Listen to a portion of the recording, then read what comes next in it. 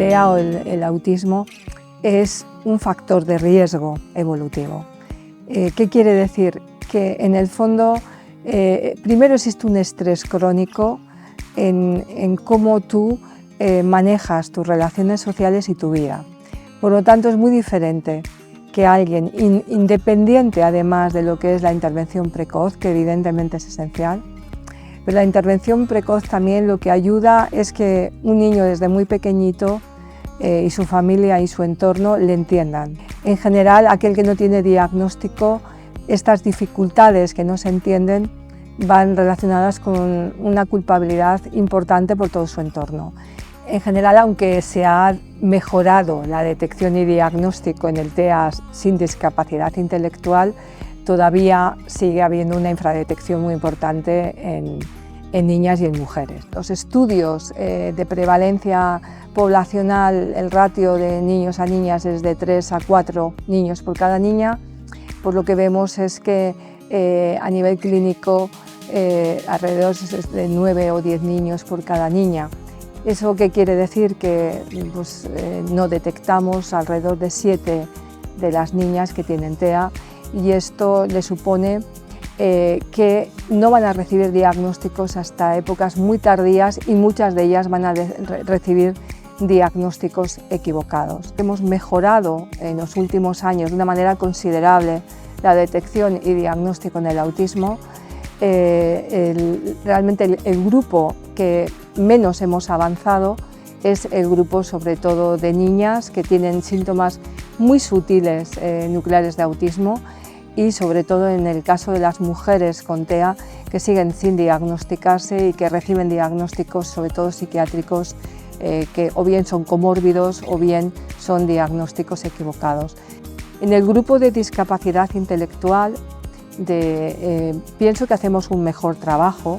porque las niñas en general que tienen discapacidad intelectual están más severamente afectadas,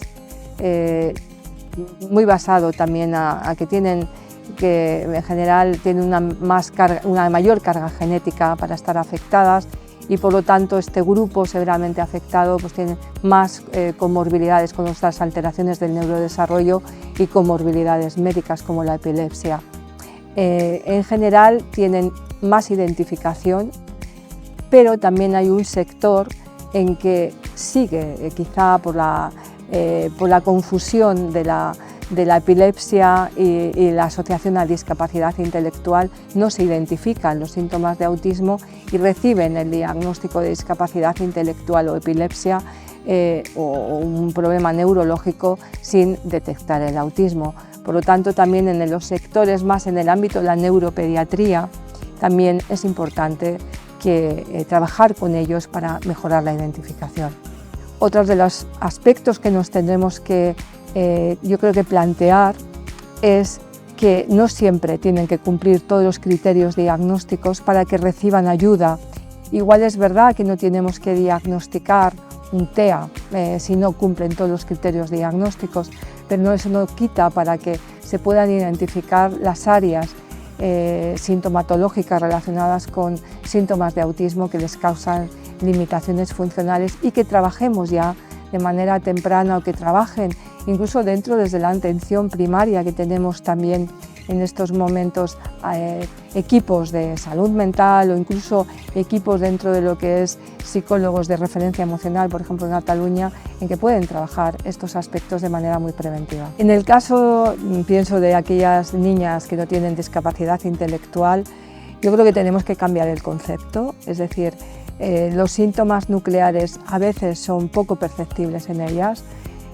sobre todo lo que se ha asociado tradicionalmente a dificultades de sociabilidad, como es el tener tener dificultades en el contacto ocular o en la iniciación social. Muchas veces en niñas sin discapacidad intelectual está preservada, es decir, te miran, te van a buscar, tienen intención social, te dan, te muestran. A veces lo que vemos es quizá tiene una disminución en la respuesta, es decir, que a veces te responden poco y por eso se confunde que a veces son desobedientes o que realmente que van un poco a su bola. y lo que les cuesta sobre todo es todo lo relacionado con la cognición social, es decir, la reciprocidad, que están tan o más afectados que los niños, es decir,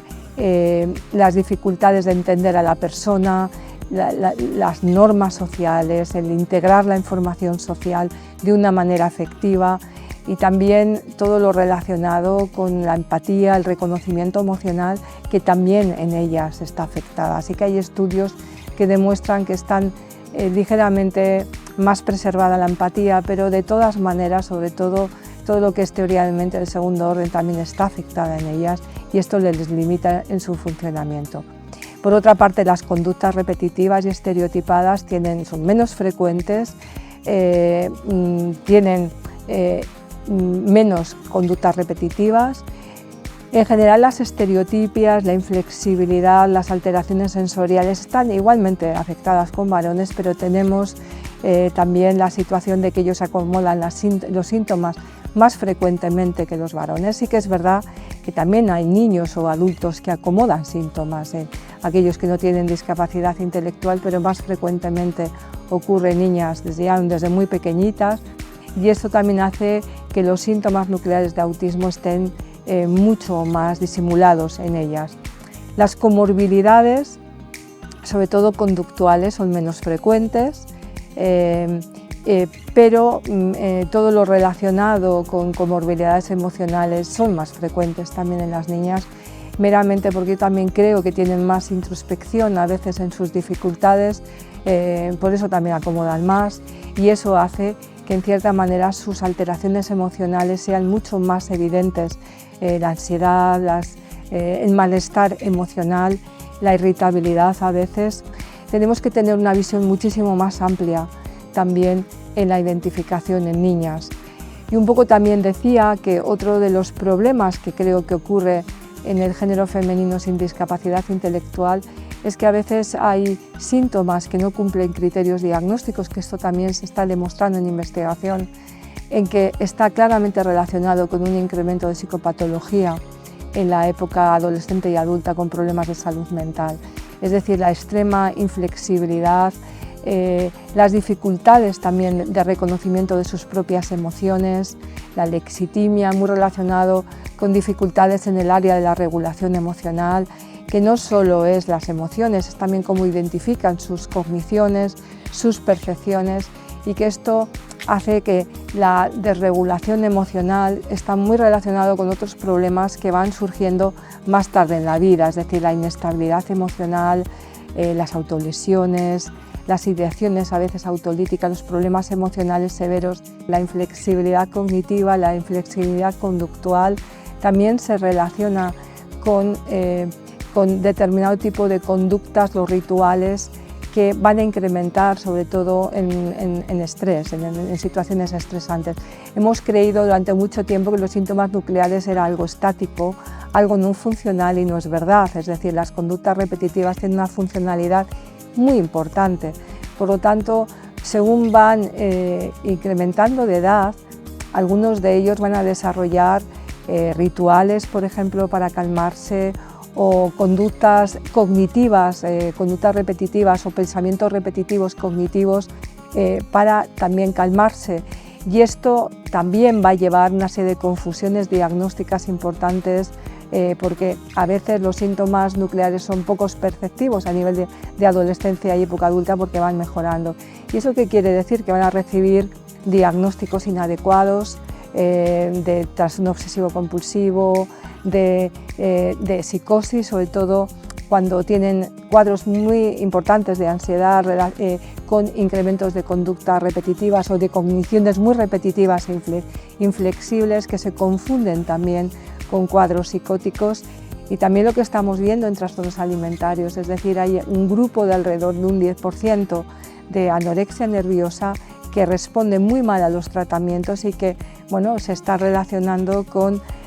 mujeres con autismo que no se han diagnosticado, y por lo tanto los tratamientos que reciben son tratamientos inadecuados que llevan hacia una cronificación de sus dificultades. Por lo tanto, el problema, yo creo que es un problema importante, es decir, primero cómo su autoconcepto se va desarrollando de una manera totalmente punitiva, de rechazo, que ellas se sienten totalmente responsables, ¿no? Y que ellas se identifican con ese autorrechazo. Uno de los aspectos, uno de los grandes desafíos es cambiar el concepto del autismo, en el ámbito sobre todo primero de los pediatras, que piensen que es una oportunidad única cuando se detecta de manera precoz. Sí que es verdad que se ha mejorado la detección y el diagnóstico, pero todavía nos queda el desafío de hacerlo de una manera preventiva, de una manera muy precoz, en las revisiones precoces, sobre todo en el ámbito de la pediatría. Muchos nos siguen llegando a través de guarderías o a través escolar, donde dentro de lo que es el contexto de relaciones quizás los síntomas son más obvios. Por lo tanto, yo creo que pediatría tiene también que mejorar a través sobre todo de aquellos que tienen algún retraso en el desarrollo, implementar procedimientos de screening para detectar estas anormalidades que igual si se pregunta se identifican, para que luego puedan enviarlo a diagnóstico. Yo creo que también todavía queda que hacer a nivel escolar, ¿no? Que se sigue confundiendo muchas veces el déficit de atención en estos niños que a veces son tan poco interesados a nivel educacional o que realmente tienen fracasos escolares y siguen. Uno de los grandes hándicaps para la identificación temprana del autismo es la confusión con el trastorno por déficit de atención e hiperactividad. Así como en el ámbito de la salud mental infantil, pienso que ha habido un avance importante en la formación de los profesionales y en la detección, aunque evidentemente todavía tenemos camino por recorrer, pero se ha recorrido mucho camino. Yo pienso que ahora este camino lo tiene que recorrer la salud mental de adultos, porque supone un cambio en el paradigma muy importante para ellos. Es decir, la mayoría de los psiquiatras o psicólogos que trabajan en adultos no han tenido formación en infantil o en alteraciones del neurodesarrollo, y por lo tanto desconocen también los cambios evolutivos que puede tener una persona con autismo sin discapacidad intelectual. Los síntomas de autismo son prácticamente imperceptibles en la edad adulta, y en cambio síntomas relacionados con alteraciones emocionales o con otro tipo de problemas de salud mental de adultos que se confunden o que incluso van muy asociados, pues realmente son muy frecuentes, y pienso que necesitamos una mejor formación en la salud mental de adultos, de la presentación no solo del autismo, sino de todas las alteraciones del neurodesarrollo, y de cómo deben evaluar a adultos también desde toda su perspectiva de vida y no a partir de los 18 años. En general hay estudios, ¿no?, que señalan que las personas con autismo, una de las preocupaciones son primero la desregulación emocional, ¿no? Es una inestabilidad emocional que a ellos les limita mucho en su día a día, como también los tratamientos farmacológicos que reciben, que los relacionan a veces con efectos secundarios importantes. Bueno, siempre hay que decir que para el autismo hoy por hoy no tenemos ningún tratamiento farmacológico. Por lo tanto, esta idea de que los rituales o las conductas repetitivas responden a niveles selectivos de la recaptación de serotonina, pues yo creo que está claramente, los estudios demuestran que no es verdad. Sí que tenemos efectividad para las comorbilidades, sobre todo comorbilidades emocionales, que pueden responder a fármacos, pero también nosotros, que llevamos una línea de investigación en farmacogenética, pues hemos encontrado en una publicación que hemos hecho recientemente en personas con autismo, adolescentes y adultos, donde prácticamente el 100% tenían efectos secundarios a los inhibidores selectivos de la recaptación de serotonina. Por lo tanto, una de las recomendaciones es que siempre hay que ser muy cauto cuando se ponga un fármaco a una persona con autismo,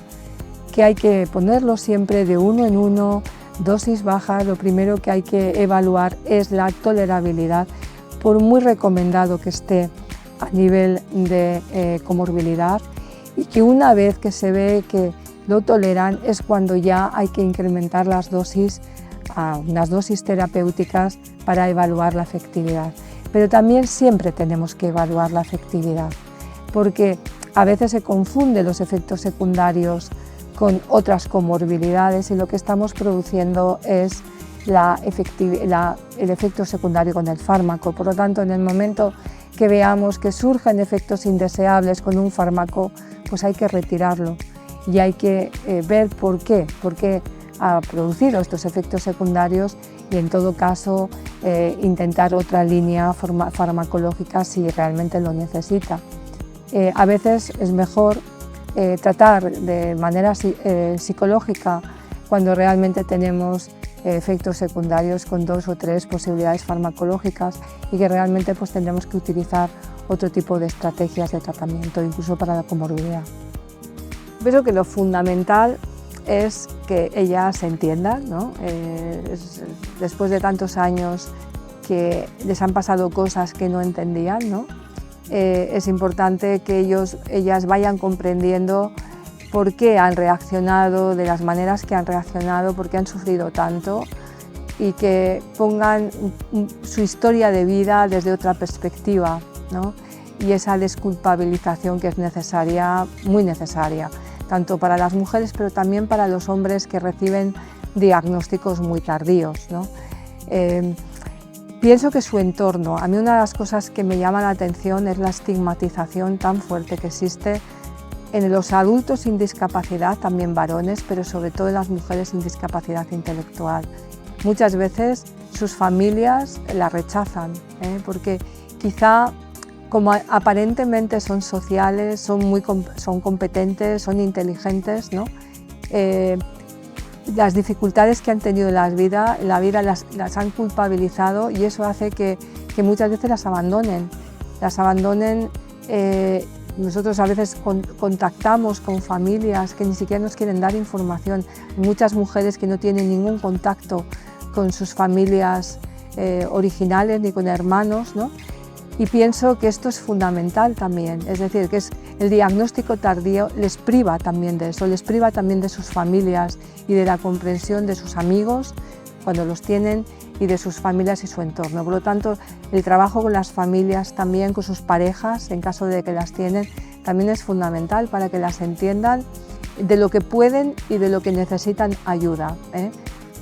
Y por otra parte, yo creo que a nivel de áreas de trabajo, pienso que muchas de ellas también tienen experiencias muy traumáticas de su vida de todo tipo, en las relaciones afectivas, emocionales, a nivel de amistades. Muchas de ellas han quedado muy marcadas por experiencias traumáticas que han tenido y que también requieren un abordaje que es diferente a la manera en que abordamos experiencias de estrés postraumático que tienen, por ejemplo,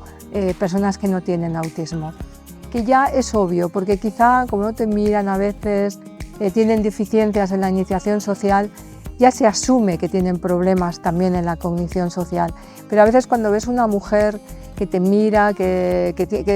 tiene mucha iniciación social, pensamos que su cognición social no está afectada y es esencial evaluarlas y ver en dónde están sus dificultades en la cognición social. A veces es meramente porque no perciben o tienen dificultades de percepción múltiple a nivel de estímulo, de muchos estímulos y esto les colapsa, pero a veces es meramente que malinterpretan muchos de los estímulos, tanto de cognitivos de otras personas o de estímulos de comprensión social. Por lo tanto, también creo que identificar las áreas tanto de reconocimiento emocional en ellas mismas, en otras personas, de la cognición social es fundamental. Y luego, pues yo creo que ver cómo se adaptan, es decir, ayudarles, crearles un camino de vida hacia una normalización en su funcionalidad. La mayoría de ellas, algunas han estudiado, otras no han podido estudiar, pero muchas de ellas con ayuda pueden recuperar el volver a estudiar dependiendo de la edad o el trabajar, pero para ello también es verdad que van a necesitar una ayuda dentro de su entorno para que les puedan ayudar en esa funcionalidad que por su autismo pues tienen también pues disminuida, pero que pueden lograr, yo creo que una enorme funcionalidad con las ayudas una vez que reciben el diagnóstico.